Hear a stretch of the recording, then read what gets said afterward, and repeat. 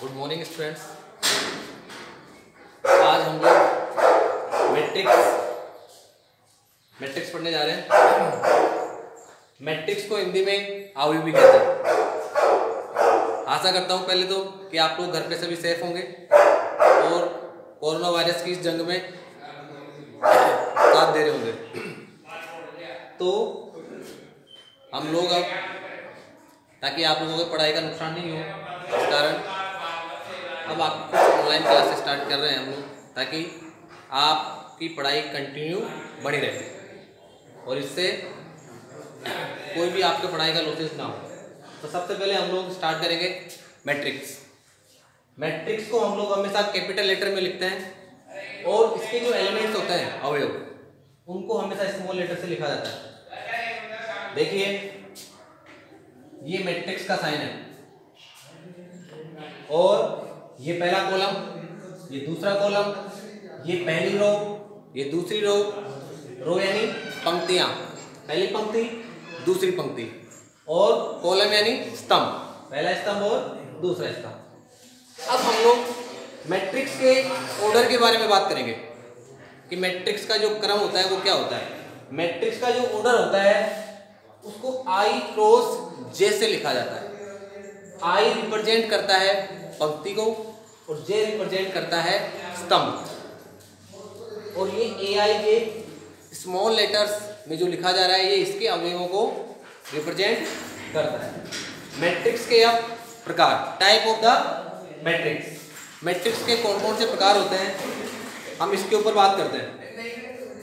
पहली, पंक्ति मैट्रिक्स।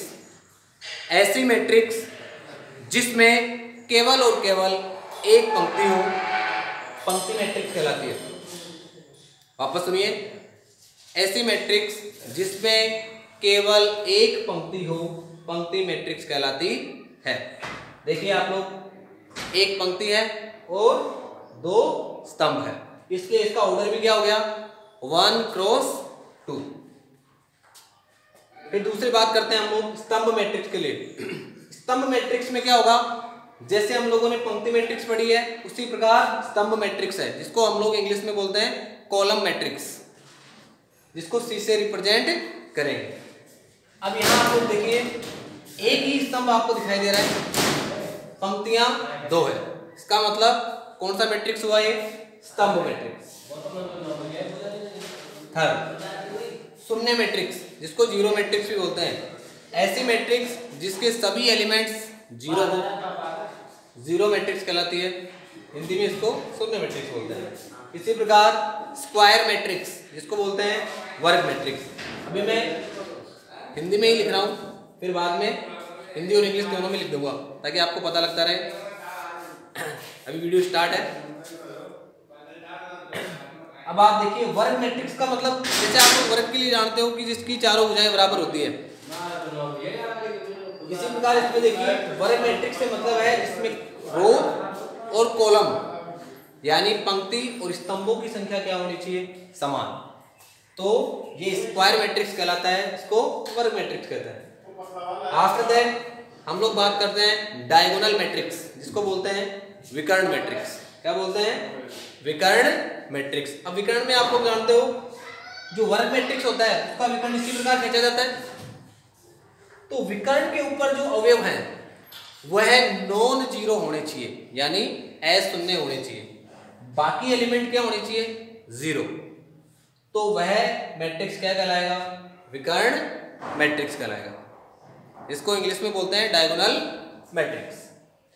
फिर बात करते हैं इकाई मैट्रिक्स, इसको हम लोग तत्समक मैट्रिक्स भी बोलते हैं। आप मैट्रिक्स ही बोला करें, क्योंकि अवयव और मैट्रिक्स में कोई फर्क नहीं है। मैट्रिक्स आप लोग हिंदी में भी लिख सकते हो, इंग्लिश में भी लिख सकते हो। तो इकाई मैट्रिक्स को मतलब आइडेंटिटी मैट्रिक्स, इंग्लिश में क्या बोलेंगे, आइडेंटिटी मैट्रिक्स। इसको आई से रिप्रेजेंट करते हैं और इसके डायगोनल में यानी विकर्ण में जो अवयव है वो एक होने चाहिए, बाकी अन्य एलिमेंट क्या होने चाहिए, जीरो। तो ऐसी मैट्रिक्स क्या कहलाती है, इकाई मैट्रिक्स कहलाती है। वैसे तो मैट्रिक्स और भी हैं, जैसे तुल्य मैट्रिक्स है और त्रिभुजाकार मैट्रिक्स है, अपर और लोअर, पर यही मैट्रिक्स आपके लिए इंपॉर्टेंट है इंपॉर्टेंट है, हम लोग पहले इनके ऊपर चर्चा करेंगे कौन सी मैट्रिक्स क्या है। चलिए हम लोग आगे बढ़ते हैं। अब कुछ क्वेश्चंस लेते हैं, कुछ एग्जांपल्स। देखिए जैसे मैं एग्जांपल लेता हूं, फर्स्ट एग्जांपल, कोई भी मैट्रिक्स है, जैसे मैट्रिक्स लिख दिया मैंने 1 2, इसमें पंक्तियों की संख्या कितनी है? 1, स्तंभों की संख्या 1 और 2, 1 क्रॉस 2। इसका मतलब ये कौन सी मैट्रिक्स कहलाएगी? पंक्ति मैट्रिक्स कहलाएगी। इसको बोलते हैं रो मैट्रिक्स। इसी प्रकार अगर मैं इसको ऐसे लिखता हूं,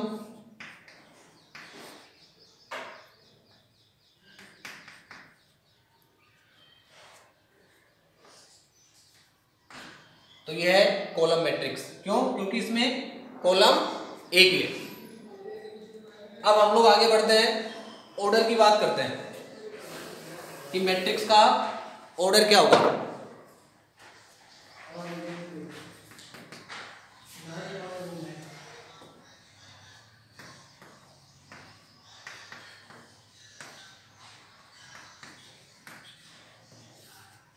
अब आप देखिए, पहली रो, दूसरी रो, तीसरी रो, कितनी पंक्तियां हैं?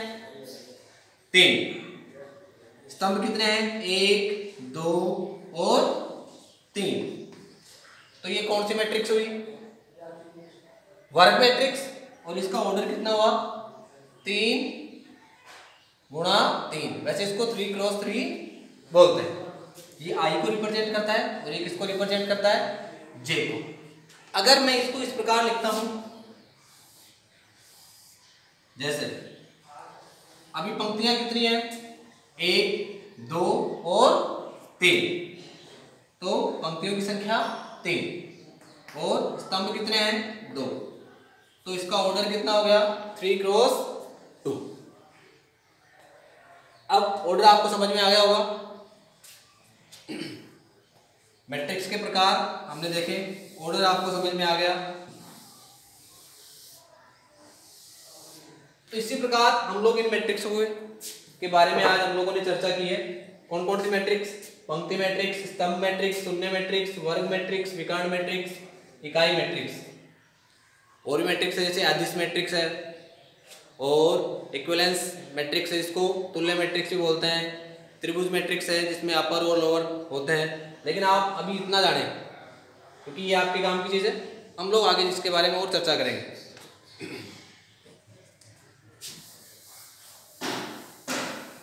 अब हम लोग मैट्रिक्स को आगे बढ़ाते हुए और चर्चा करते हैं।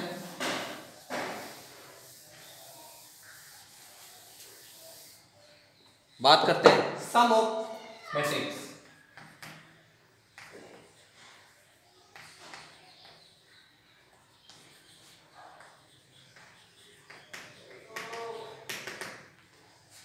मैट्रिक्स का योग।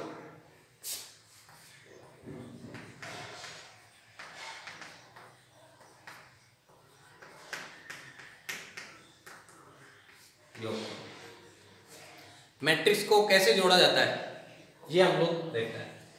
अगर आपके पास कोई मैट्रिक्स है A11, A12, A21, A22, ये इसके नीचे लिखना होता है।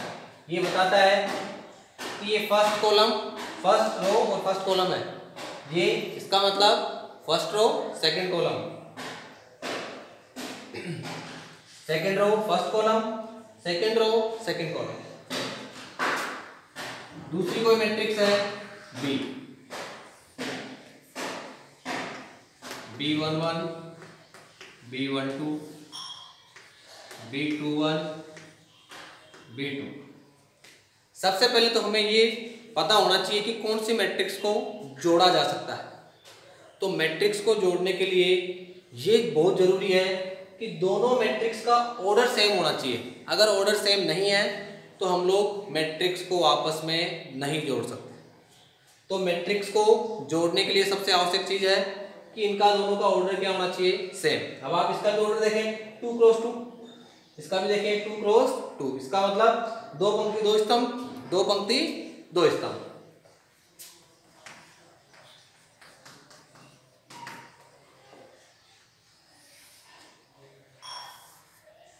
मैट्रिक्स को हमेशा एक कोना थोड़ा सा घुमा के रखना है, क्योंकि अगर आपने सीधा रख दिया तो ये मैट्रिक्स की जगह सारणिक बन जाएगा, डिटरमिनेंट बन जाएगा, जिसको हम लोग आगे पढ़ने वाले हैं।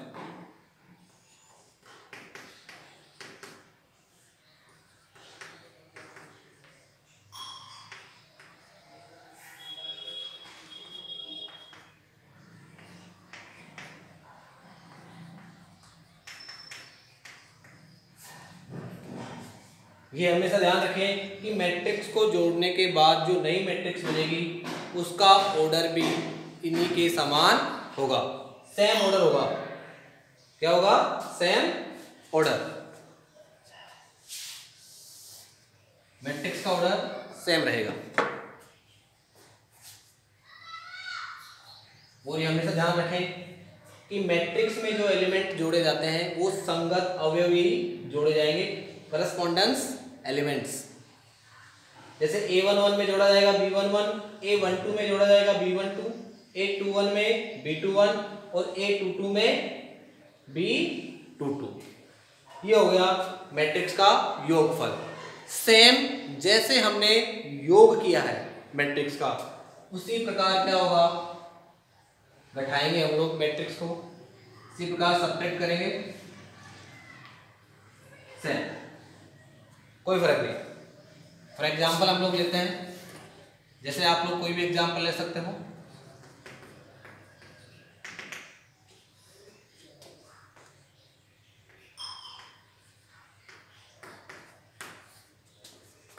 दूसरी कोई मैट्रिक्स है,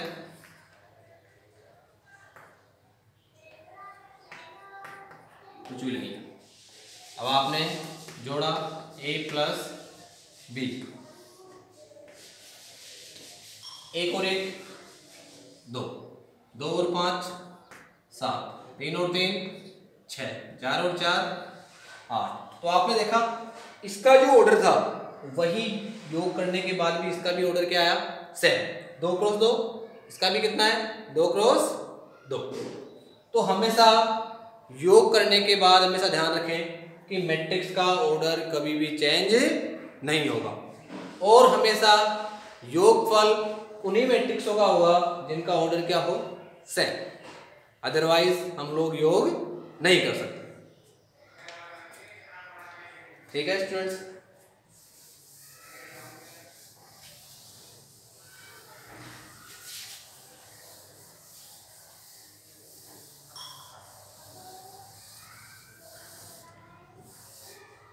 थोड़ा ध्यान से पढ़ें, जो सोए हुए हैं, जो क्रिकेट वगैरह खेल रहे हैं, घूम रहे हैं बाहर, लूडो में, ताशों में टाइम पास कर रहे हैं, अब वो अपने पढ़ाई के ऊपर भी फोकस करें, क्योंकि ये बीमारी है कुछ टाइम के लिए, थोड़े दिनों बाद सब कुछ वैसा का वैसा ही होने वाला है, हम लोगों को वापस पढ़ना पड़ेगा। अगर हम लोग रूटीन में नहीं रहेंगे तो फिर बाद में समस्या और ज़्यादा बढ़ने वाली है। तो ऐसा तो है नहीं कि लॉकडाउन होने के बाद सब कुछ खत्म हो गया, लॉकडाउन खुलेगा पूरी तरीके से वापस खुलेगा तो 5 7 10 दिन 20 दिन मान लो, उसके बाद सब वैसे का वैसा। तो अपनी तैयारी पूरी रखें। अब हम लोग बात करते हैं सबसे इम्पोर्टेंट टॉपिक के बारे में, जो बहुत ही इम्पोर्टेंट है, और इसके बारे में स्टूडेंट सबसे ज़्यादा कंफ्यूज रहते हैं। हम लोग बात करते हैं multiply of matrix.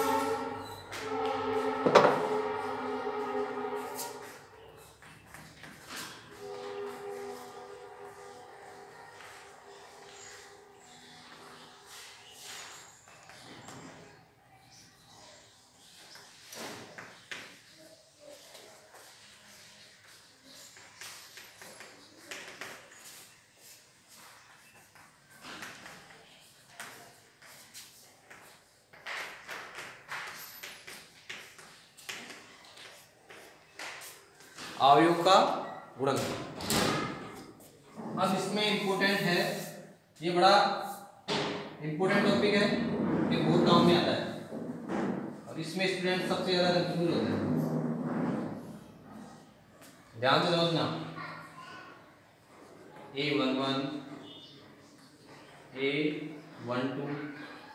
A21, A2, मान लो कोई भी मैट्रिक्स है, इसका ऑर्डर है, फॉर एग्जांपल जैसे मैंने मान लिया कोई भी ऑर्डर है, वैसे 2 गुना 2 दिखाई दे रहा है आपको, हमने मान लिया जैसे इसका ऑर्डर है n क्रॉस n,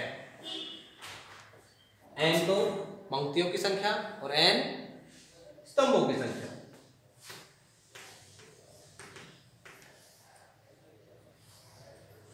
चौक से लिखना है तो थोड़ी सी समस्या आ रही है क्योंकि काफी टाइम से चौक उठाया नहीं है, तो धीरे धीरे रूटीन में आ जाएगा।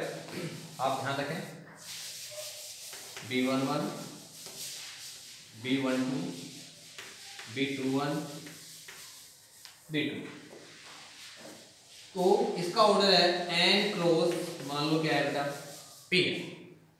अगर मैं a को b से मल्टीप्लाई करता हूं मैट्रिक्स में, तो ये हमेशा ध्यान रखें कि यह दो मैट्रिक्स तब ही मल्टीप्लाई हो सकती है जब पहली मैट्रिक्स के तो स्तंभ, ध्यान से सुने, पहली मैट्रिक्स के तो स्तंभ और दूसरी मैट्रिक्स के पंक्तियां, ये दोनों क्या होनी चाहिए समान। वापस सुने, ध्यान से देखें, मैंने इसलिए लिखा है यहाँ पे n और n सेम। देखिए पहली मैट्रिक्स के स्तंभों की संख्या दूसरी मैट्रिक्स के पंक्तियों की संख्या के क्या होनी चाहिए बराबर।